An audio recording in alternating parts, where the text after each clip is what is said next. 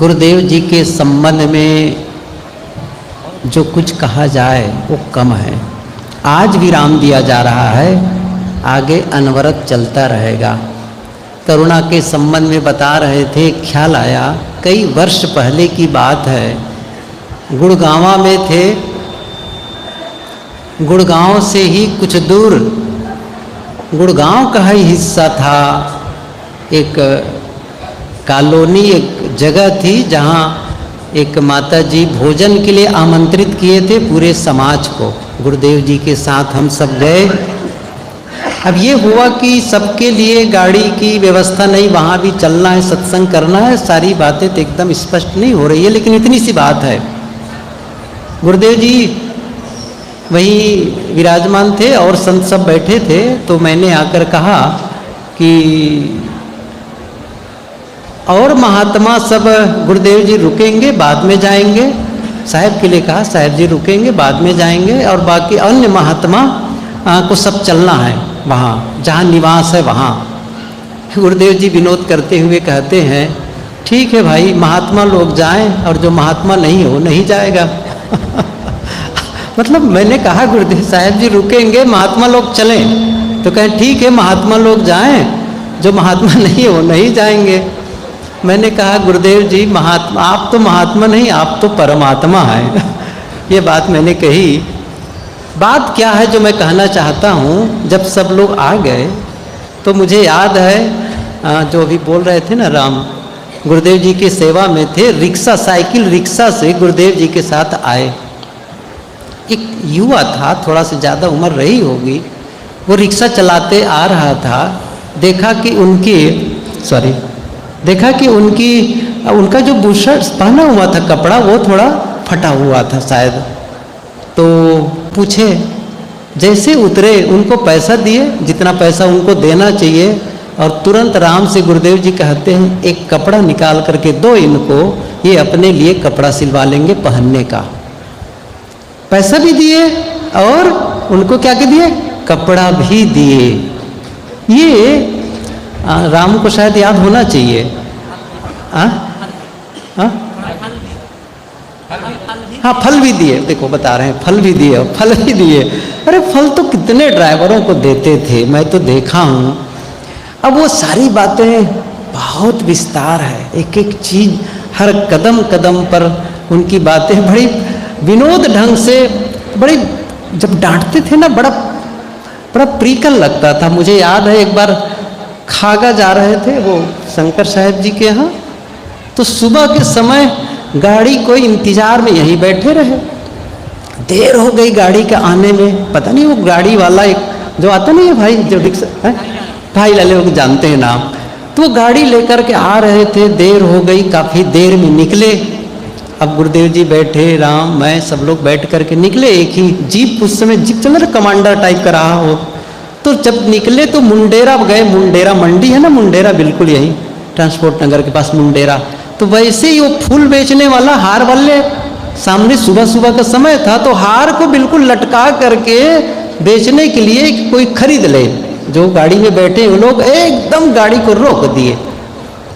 अब गुरुदेव जी बैठे थे, मैं भी बैठा था गुरुदेव जी के साथ, सामने ही बैठा था गुरुदेव जी के साथ, हमें बिल्कुल सीट पर गुरुदेव जी के साथ, मैं ड्राइवर तरफ बैठा था, गुरुदेव जी बिल्कुल उसके दरवाजे किनारे। और मैं वहीं से चिल्लाया कि नहीं खरीदना है इनका फूल, रोक रहा है रास्ता, ऐसे कहा कर जोर से चिल्लाया, नहीं खरीदना है फूल।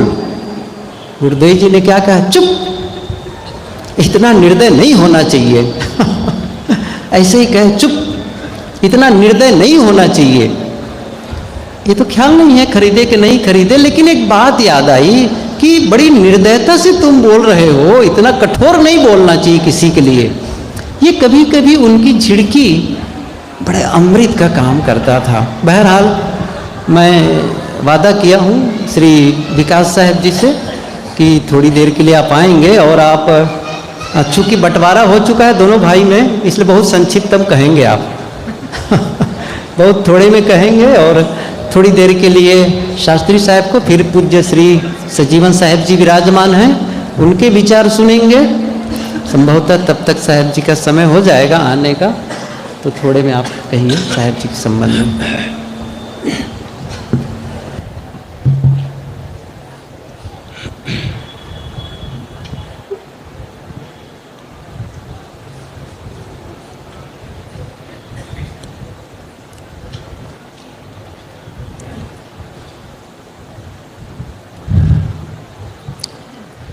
परम पूज्य गुरुदेव जी, मुद मंगलमय संत समाज, धर्म प्रेमी बंधुओं, श्रद्धा मूर्ति देवियों, कहने के लिए इस सभा में सौभाग्य से जितने लोग सब इकट्ठा हुए हैं, सभी को, अधिकतम लोगों को कहना चाहिए कि गुरुदेव जी के जीवन चर्चा को पढ़ करके, सुन करके, देख करके कहने के लिए कुछ मन में होता है और जीने के लिए भी बरबस वो बातें हमें प्रेरित करती हैं। जैसा कि अभी पूज्य जनों से बहुत कुछ सुन चुके, वे अपनी बात गुरुदेव श्री दृष्टांतों में भी छोटी छोटी बातों के माध्यम से बहुत बड़ी बात कह देते थे। उसी में एक चुटकुला टाइप का है, मैं कह देता हूँ। गुरुदेव जी सुनाते कि किसान हल जोत रहा था। गर्मी के दिन उस समय थे, गर्म और धूप के कारण बैल भी थक गए थे, अपना भी थक गया, भूखा प्यासा था, टाइम हो गया था, 10-11 बज रहे थे, तो बार बार बैलों को डांट रहा था। तो गोसाई मरे, तेज नहीं चलता है, धीरे धीरे चलता है, कब खेत जोत जाएगा, तो गोसाई मरे। उसी समय एक पुरोहित पंडित जी, पुरोहित अपना जो पत्रा पोथी लेकर के कहीं गए थे कथा सुनाने, लौटे थे तो बगीचा में बैठ के सुस्ताने लगे। पास में खेत था ही, तो किसान की आवाज सुन रहे थे। तो सोचे ये बार बार किसान अपने बैलों को गाली दे रहा है, डांट रहा है, तोर गोसाई मरे, तोर गोसाई मरे। तो ये बात तो इसी को पड़ती है, क्योंकि गोसाई मालिक, पालने वाला, तो बैल का मालिक तो यही है, किसान ही है। अपने को गाली दे रहा है, तोर गोसाई मरे, तोर गोसाई मरे। तो पुरोहित बाबा मन में सोच रहे थे कैसा आदमी है ये। चलो, उसी समय वो बैलों को हल ढील दिया, छोड़ दिया और ले करके अपना सामान उधर से वापस आया। बाग से ही गुजरा, पंडित जी वहीं बैठे सुस्ता रहे थे, तो उनसे रहा नहीं गया, पूछ लिए, कहो किसान भाई, ये जो आप कह रहे हो, गाली दे रहे हो बैलों को, किसको पड़ता है? तो किसान भी भूखा प्यासा, गरम, पसीने से लथपथ, उससे भी रहा नहीं गया, जोश में कह दिया कि जौन समझे वही का पड़त है। तो पुरोहित बाबा अपना समूह लेकर मुस्कुराते हुए रह गए कि ऐसे आदमी से तो बोलना भी ठीक नहीं। लेकिन इसमें बहुत बड़ा सार है। यहां पर इतना बड़ा समाज इकट्ठा हुआ है, कोई चमत्कार के कारण नहीं। गुरुदेव की सच्चाई, प्रेम, वैराग्य, त्याग, तपस्या को समझ करके मन में एक श्रद्धा होती है, प्रेम जगता है, कल्याण की भावना जगती है इन संतों को देख करके, इसलिए यहाँ इकट्ठा होते हैं। अन्य समाज में देखे होंगे चमत्कार के कारण लोग इकट्ठा होते हैं, वहां पर कुछ झांसे दिए जाते हैं, लोभ लालच दिए जाते हैं, कुछ ऐसा फंसाने का साजिश रची जाती है, तब लोग आते हैं। यहाँ पर ऐसी कोई बात नहीं, यहाँ तो छटाई होती है और बातों की कटाई होती है, फिर भी लोग आते हैं इस प्रेम और सच्चाई और त्याग वैराग को समझ करके अपने कल्याण की इच्छा जागृत करने के लिए, सेवा करने के लिए।